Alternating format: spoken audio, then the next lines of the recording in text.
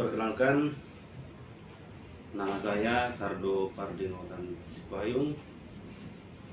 Saat ini saya merupakan dosen program studi Sains Data di Fakultas Ilmu Komputer di Universitas Katolik Santo Thomas. Pada semester ini, semester genap, saya mengampu mata kuliah Data Mining. Adapun bobot dari mata kuliah Data Mining ini adalah 4 SKS, di mana 2 SKS tatap muka secara langsung di ruangan kelas, dan 2 SKS lagi kita lakukan dengan praktikum di Laboratorium Fakultas Ilmu Komputer Universitas Katolik Santo Thomas. Adapun capaian perkuliahan atau CPL dari mata kuliah Data Mining ini, yakni mahasiswa diharapkan mampu memahami konsep umum dari data, konsep dasar dari data warehouse, serta proses transformasinya, dan juga beberapa teknik data mining dan karakteristiknya, dan mampu mengenali beberapa tools dalam data mining berbasiskan komputer. Berikutnya, menguasai konsep data mining dan tahapan umum penggunaannya, teknik pra-pengolahan data dan teknik representasi data, dasar-dasar proses data mining, teknik klasifikasi dalam data mining, teknik clustering dalam data mining, teknik atau metode analisis asosiasi dalam data mining, menangani anomali data dan mendeteksi adanya anomali data. Berikutnya, metode yang saya gunakan dalam membawa mata kuliah Data Mining ini adalah metode Interaction Learning System, di mana interaksi ini saya gunakan langsung berinteraksi dengan objek mahasiswa, di mana mahasiswa tersebut kita berinteraksi di ruangan kelas. Dan learning system kita menggunakan pembelajaran secara luring, dan kemudian sebagian dari kita menggunakan sistem learning management atau LMS yang ada di Universitas Katolik Santo Thomas. Sedangkan proses penilaian yang saya gunakan pada mata kuliah Data Mining ini, yakni yang pertama, sikap itu 10%, kehadiran 10%, tugas 15%, ujian tengah semester atau UTS 25%, sedangkan ujian akhir semester atau UAS 40%.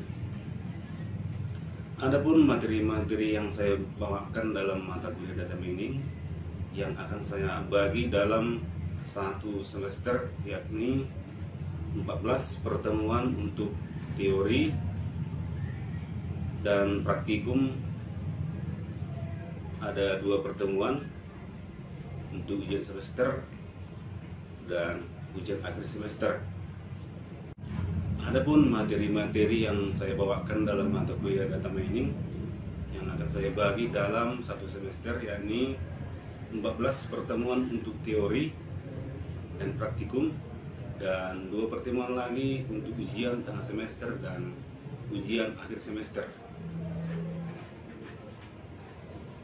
Sedangkan materi-materi pokok yang saya bawakan pada mata kuliah Data Mining ini, yang pertama, konsep data mining dan tahapan umum penggunaannya. Berikutnya, data dan karakteristik metode data mining, teknik representasi data, dasar-dasar proses data mining, teknik klasifikasi dalam data mining, yaitu K-Nearest Network atau KNN. Berikutnya, teknik klasifikasi dalam data mining, yaitu Naive Bayes. Teknik klasifikasi data mining menggunakan decision tree atau algoritma C45. Berikutnya teknik clustering, yaitu menggunakan K-means. Selanjutnya teknik asosiasi dalam data mining, yaitu algoritma FP-Group. Dan juga teknik asosiasi dalam data mining menggunakan algoritma a priori. Berikut cuplikan video pembelajaran saya. Terima kasih. Selamat siang semua. Siap. Sebelum kita mulai pembelajaran kita, ada baiknya kita memulainya dengan doa. Silakan yang bernama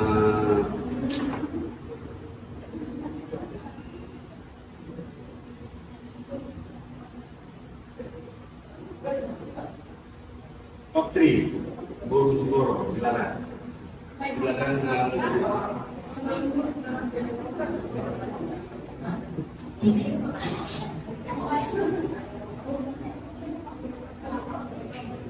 Baiklah, Bapak Kesempati dan teman-teman sekalian, sebelum kita mulai pelajaran kita berdua dalam nama Tuhan Yesus. Tuhan Yesus, terima kasih untuk sampai pelajaran Tuhan.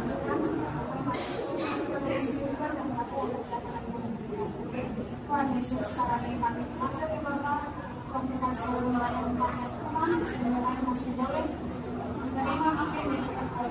kita mengumpulkan data sesuai dengan nilai.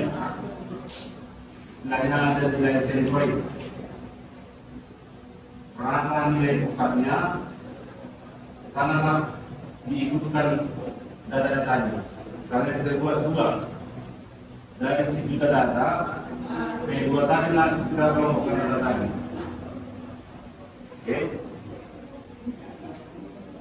Oke, mulai dari pengertiannya.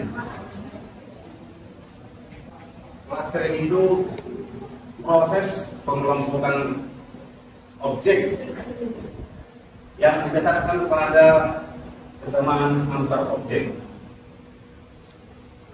Ya, kita prinsip K-means ini mengelompokkan objek berdasarkan kesamaan.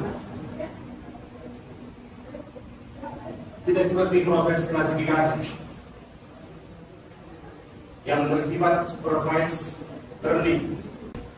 Kalau dalam hal pengelompokan atau cluster, ini unsupervised. Ya, belum tahu kita data yang seperti apa sebelumnya.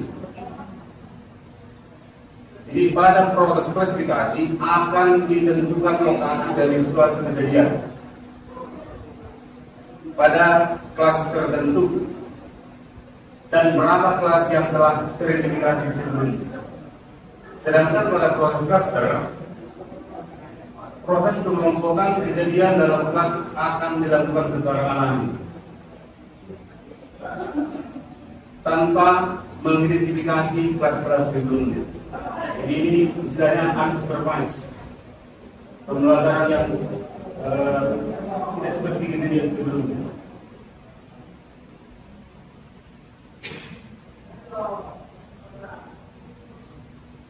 Jadi salah satu algoritma dari cluster ini itu K-means clustering. Jadi K-means itu merupakan salah satu algoritma clustering di manakah jumlah kelompok yang diinginkan. Ini hampir mirip dengan klasifikasi KML. Jadi tujuan algoritma ini untuk membagi data menjadi beberapa kelompok berdasarkan kriteria tertentu. Misalnya kriteria tertentu ada misalnya data mahasiswa. Kita buat 3 kriteria. Contohnya kriteria masalah karakter. Kriteria pertama sangat baik. Kriteria kedua baik. Kriteria ketiga cukup. Ada nanti dari data yang semuanya ini berapa orang yang sangat baik, berapa orang yang baik, dan berapa orang yang cukup. Itu contoh untuk karakter. Jadi kelompok atau cluster dibentuk dengan meminimalkan jumlah dari jarak. Masih ingat equilibrium distance? Di antara data dengan titik pusat atau namanya sentroid yang berkorespondensi. Jadi sentroid itu titik pusat data. Dalam hal ini kita mengasumsikan rata-rata vektor sebagai sentroid. Jarak antara seluruh data dengan sentroid data. Ya, nanti kita lihat contoh perhitungannya. Ini kira-kira ilustrasinya. Ini berarti ada beberapa data atau sejumlah data dikelompokkan menjadi 5 cluster. Di mana titik clusternya itu yang titik yang paling besar. Jadi jaraknya itu berbeda-beda. Tetapi sudah mendekati ada tingkat kesamaan objek. Contoh tadi kita buat sentroidnya sangat baik. Nah, bandingkan dengan yang mana? Menurut cukup. Tidak sama. Ini digabung menjadi dalam satu cluster. Oke, paham ya?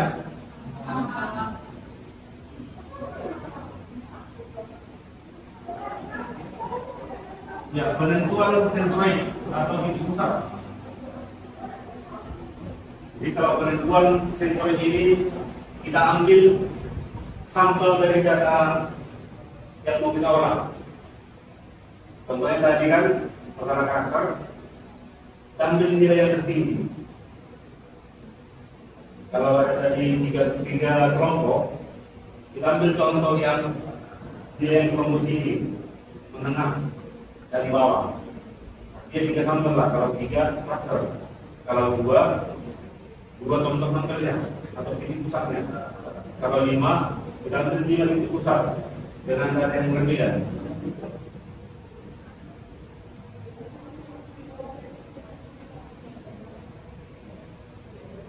Ya, bisa juga secara random. Dipilih secara acak. Dengan ketentuan kita pilih yang nilai yang cocok dengan kategori ini. Jadi kira-kira algoritmanya. Yang pertama kita tentukan jumlah clusternya. Di antara misalnya kita di nilai ini, kita mau mengcluster mahasiswa dalam hal karakter. Ada berapa jumlah mahasiswa di bidang satu kelas? Seluruh fakultas. Ada berapa jumlahnya? Ada 7.000. Oke, 7.000.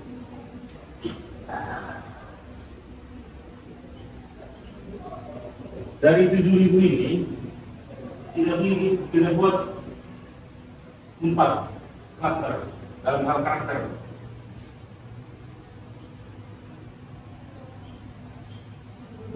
Yang pertama sangat baik.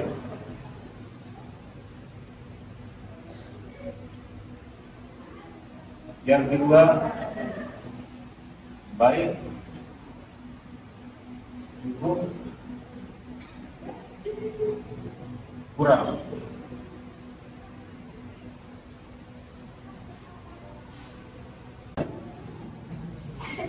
Oke, kita lanjutkan ya.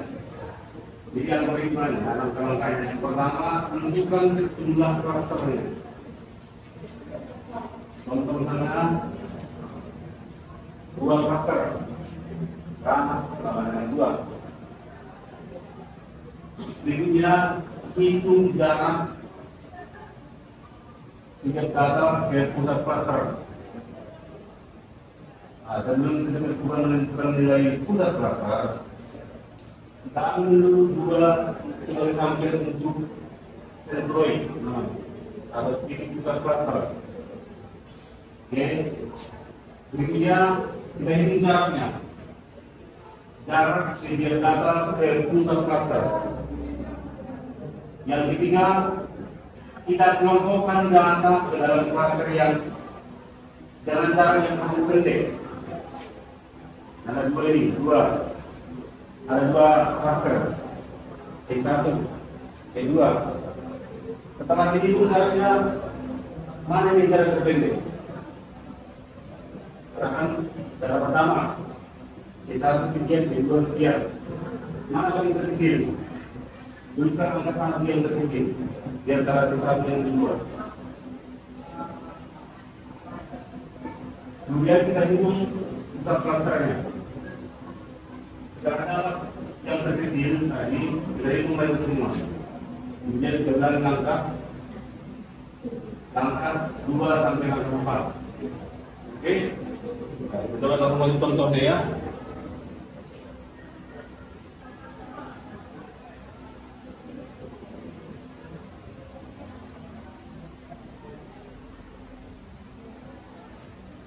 Oke, ambil ada 5 langkah di sini. Pertama, ini 1, 2,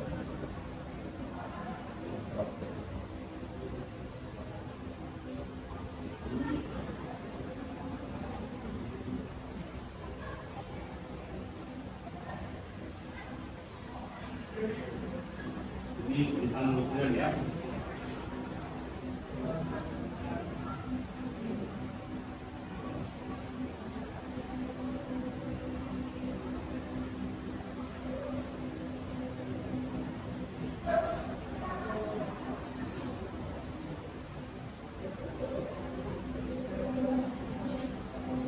Di mana untuk B1-nya ada 2, 1, 3, 4.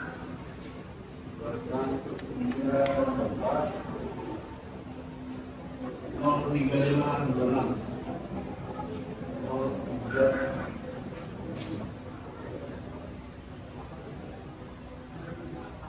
Inilah data set ya. Berikutnya kita ambil titik pusat, yaitu antara D titik pusat. Di 2 dengan 24.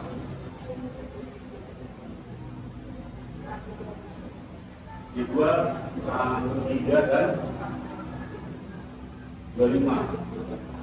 Ya kan? Inilah titik pusatnya.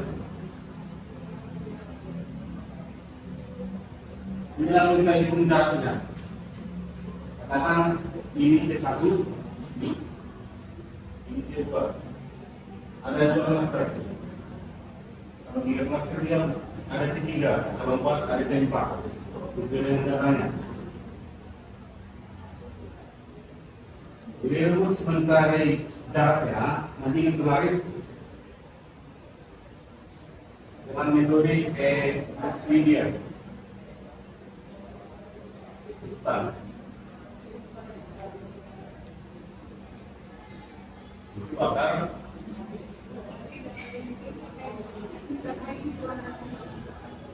X 1 dikurang yang 1 maka tambah yang 2 dikurang yang 2.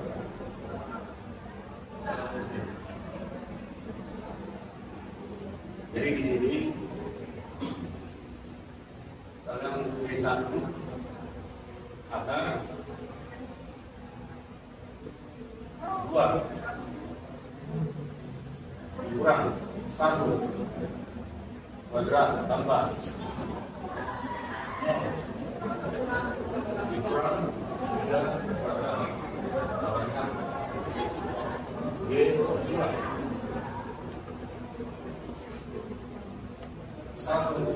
kurang 1 kuadrat tambah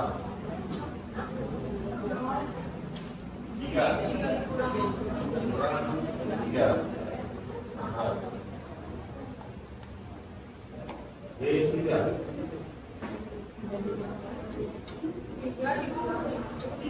dikurang 1 kuadrat tambah 2 kurang 3 4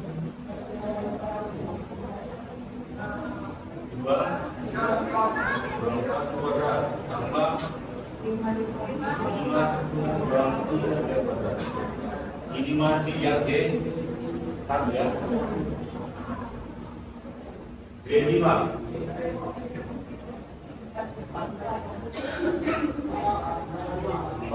kurang 1 maka tambah 3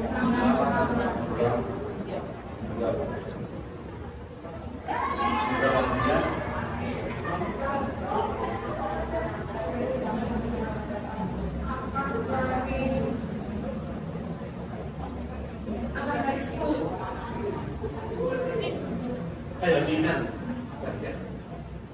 kita akan bicara.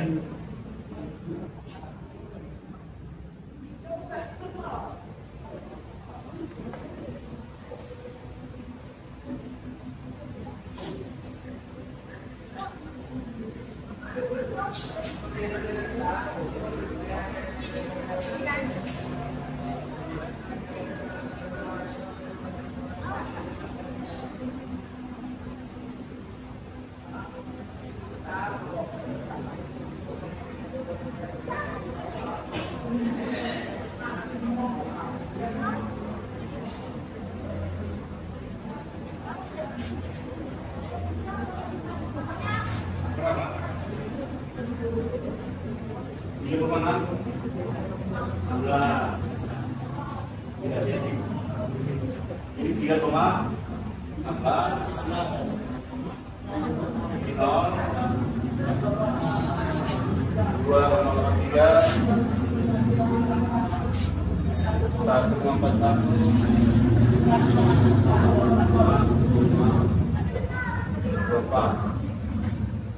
Berikutnya C2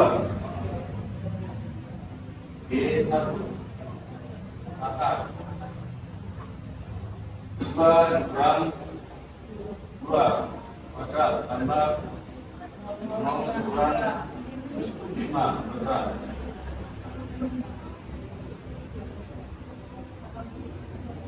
1 dikurang 2 maka tambah 3, 25 berapa?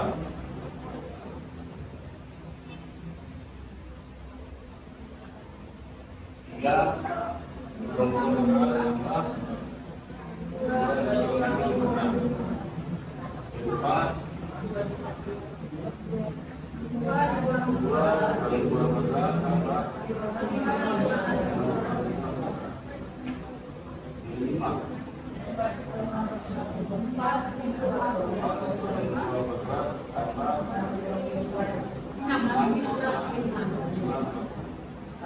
hasilnya ini buat ya 5,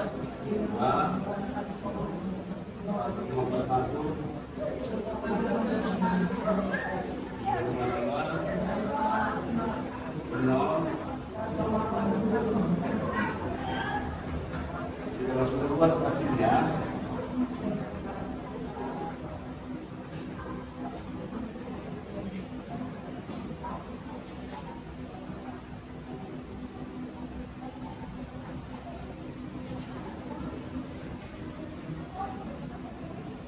ini B1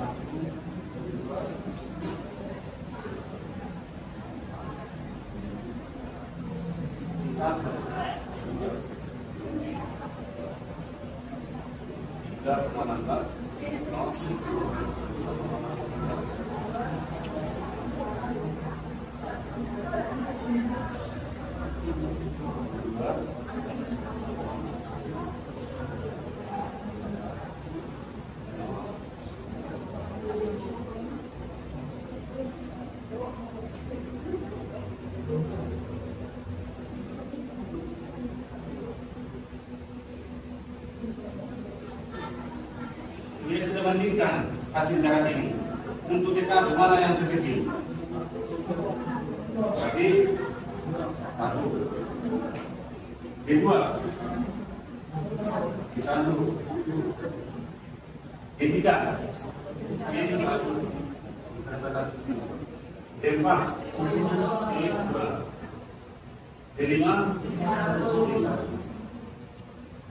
Inilah untuk D1, ini D2. Kalau menentukan sentroid awal itu secara acak. Kalau sentroid berikutnya itu dihitung berdasarkan darah. Contoh, untuk D1 berarti D2 tambahnya 3 tambahnya 5 dibagi 3. Itulah untuk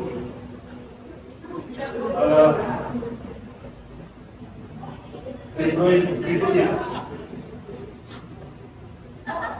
Bisa? Contoh ya, contoh. D1 ini mana D3? D2, D3 tambah D5. D2 tambah D5. Untuk C2 D1 dan D4. D1 tambah D4. Oke, untuk C1-nya C1 ini untuk B1 dan B2. Untuk B1, B1, B2 tambah D3 tambah D5 berarti 1 tambah 3 tambah 4. Ini dia. Kita lihat B1. B2, B3, B5 ini. B2, B3, B5. Berarti 1 tambah 3 tambah 4. 1 tambah 3 tambah 4 dibagi 3.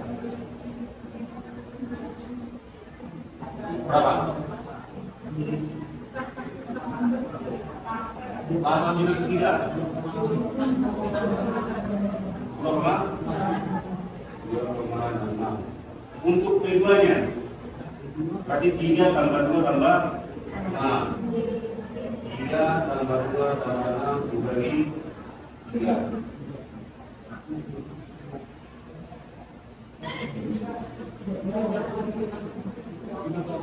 11 bagi 3.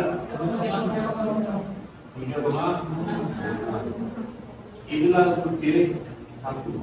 Berikutnya untuk D2. Berarti untuk D1. D1 dan D5. 2 ditambah 4. 2 tambah 4 dibagi 2. Jadi bisa. 2 tambah 4. D1 dan D4. Ini 2 tambah 2 ya.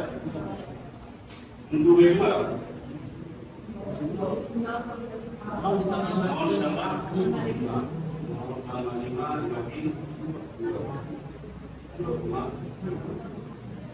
Jadi dari sini senturin barunya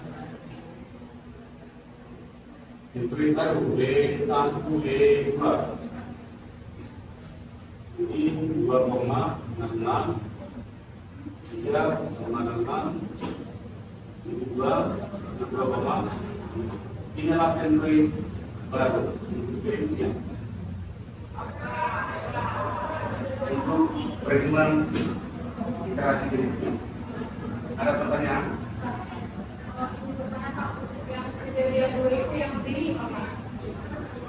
Yang D5?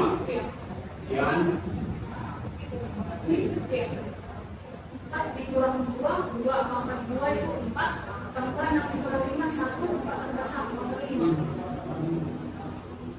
4 kurang 2 tambah 2. Kalau tambah 2 berapa? 4. Nah, tambah 1 tambah 2. 1. Berarti akar 5 berapa? 2,24. 2,24.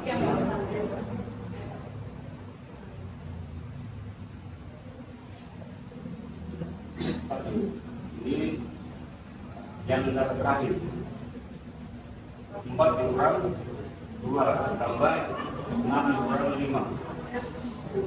Apa ini? 2,24.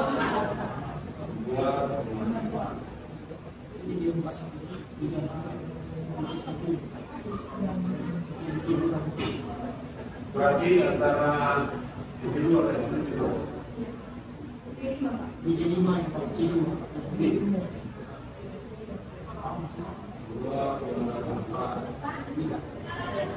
Berarti ini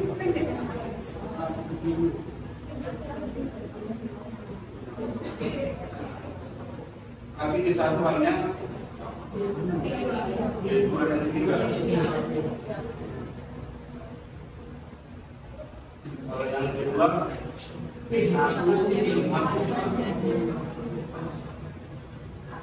Berarti dua ketiga.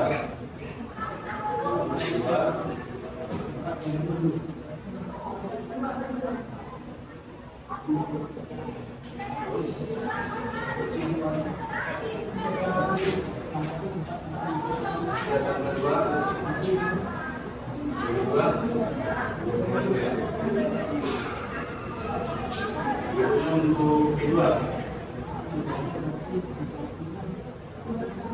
satu, 2 tambah 4 sama 4. Juga 3.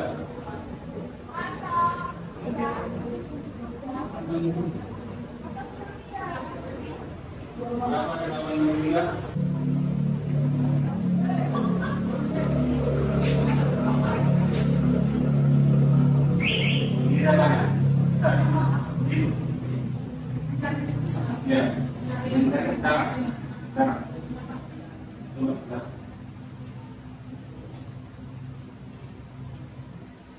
Satu dan kedua.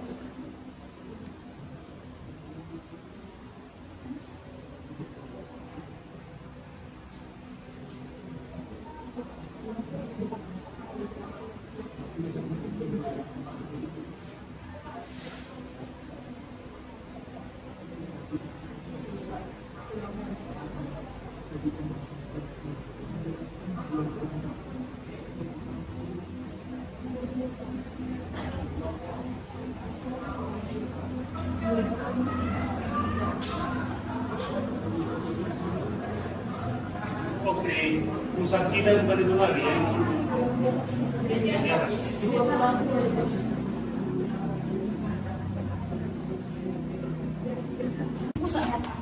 Ya, ini kan melakukan kita hidup.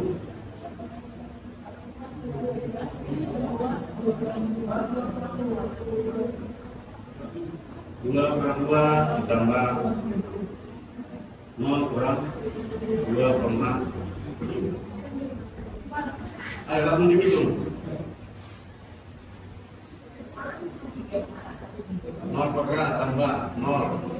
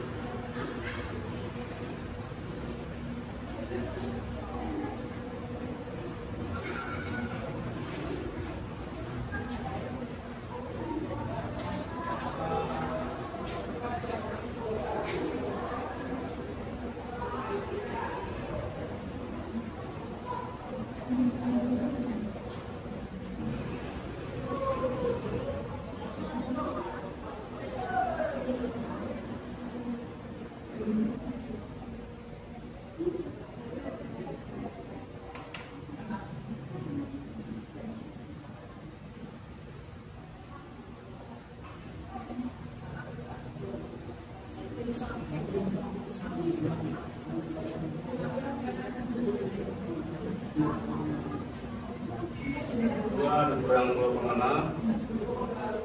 tambah 0 kurang 3 kurang 1 kurang 2,66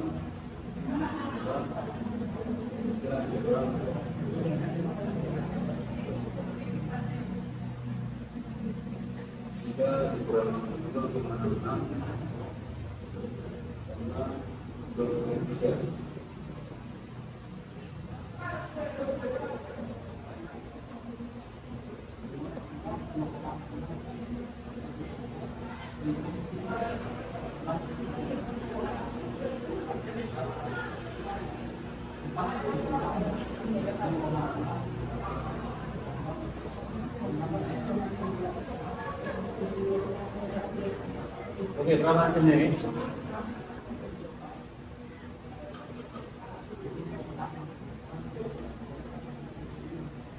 Ayo, satu orang mengajar ini, satu orang mengajar 5 orang mengajar tadi.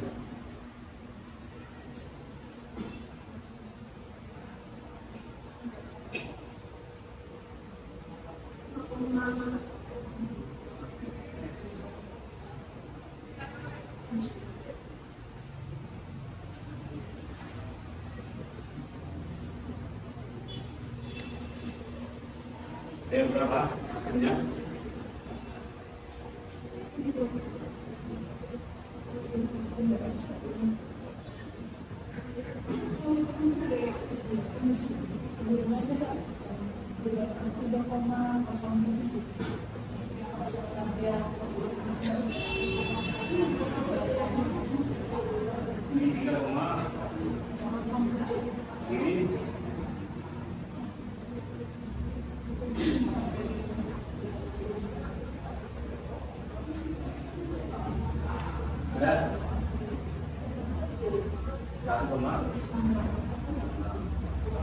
Yang nomor 3.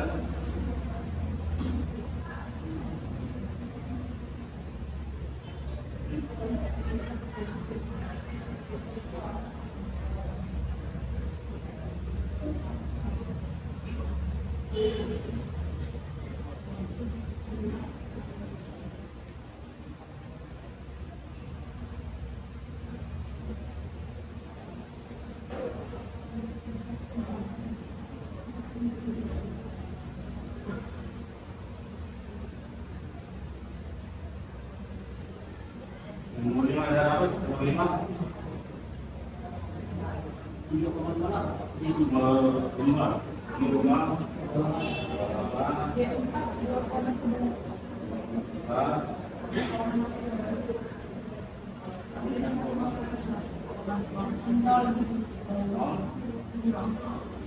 Oke, kemudian kalau sudah selesai caranya, kita bandingkan mana terkecil.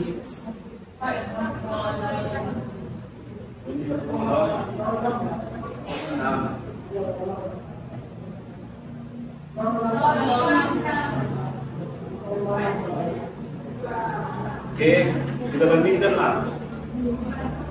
Selanjutnya bandingkan lagi. Mana lebih besar atau lebih kecil C1 dengan C2? Berarti buat pertimbangan ya. C1, C2.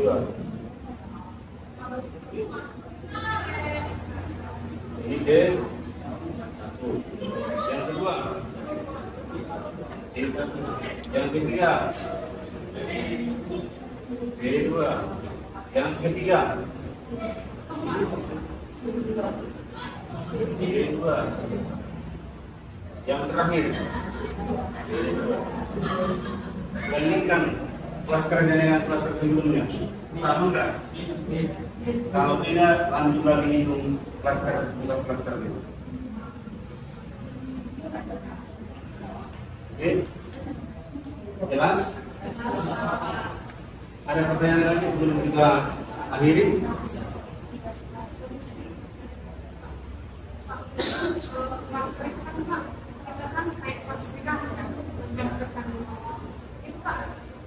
Bisa pilihan berapa lagi ya Pak? Kayak misalnya yang tadi kan master itu bebas Pak, sampai berapa? tergantung kepentingan datanya. Apa yang mau kita bahas? Misalnya kalau mahasiswa dalam hal penerimaan beasiswa, berarti kan antara diterima dan ditolak. Berarti hanya dua label. Misalnya kalau untuk kita masalah dalam hal apa ini? COVID lah, COVID. Masih ingat COVID? COVID-19? Nah, provinsi ada berapa di Indonesia? Ada berapa provinsi? Ada 36, 38. Dari antara 38, daerah mana yang paling berkembang dalam hal COVID? Dari mana bukti? Berarti kita ambillah datanya dari 36 provinsi ini tentang COVID. Berarti yang ada tiga bisa kita buat, kita cluster. Berarti kita tarik lagi yang paling banyak korban meninggal. Lalu apa lagi? Yang ini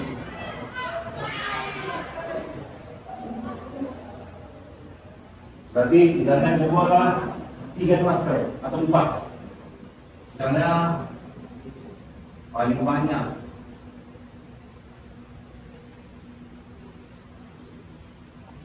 tadi. Artinya paling banyak ini paling parah lah daerah COVID itu. Kalau yang sedang-sedang itu baik lah, ya, dan apa bahasa yang disebut di sini? Ini tinggi, sedang, kecil. Ini bisa kita buat klaster tentang COVID. Mana daerah yang paling tinggi, mana daerah yang paling sedang dan kecil. Kalau dikatakan tinggi berarti tingkat kematian jumlahnya paling banyak. Yang kena COVID jumlahnya paling banyak. Kalau yang sedang berarti ini tingkat kematiannya sedang. Nah, dari mana kita dapat? Tentu tidak download data tentang masalah COVID di seluruh Indonesia, 36 provinsi. Kalau mau tahu jurnalnya buka Google Scholar Sargo Supaya. Oke. Jadi Pak, saya dari efek Pak kalau berapa ini Pak? Kami 1 KMS. Kalau sekian dari banyak datanya Pak. Kalau KMS itu tujuannya klasifikasi. Klasifikasi itu maksudnya kita membuat data itu berdasarkan data tertentu. Contoh, ini data 1000 data tentang penerimaan beasiswa di negara diploma. Ada mahasiswa baru, katakanlah siswa yang menerima BP ini ada 10.000. Itulah datanya. Karena ada yang ditolak, diterima. Muncul mahasiswa baru ada 100. Kira-kira mahasiswa baru ini dengan KMN berapa orang diterima, berapa orang ditolak? Itulah KMN klasifikasi. Kalau klaster tidak berdasarkan data sebelumnya, karena kita tidak tahu data ini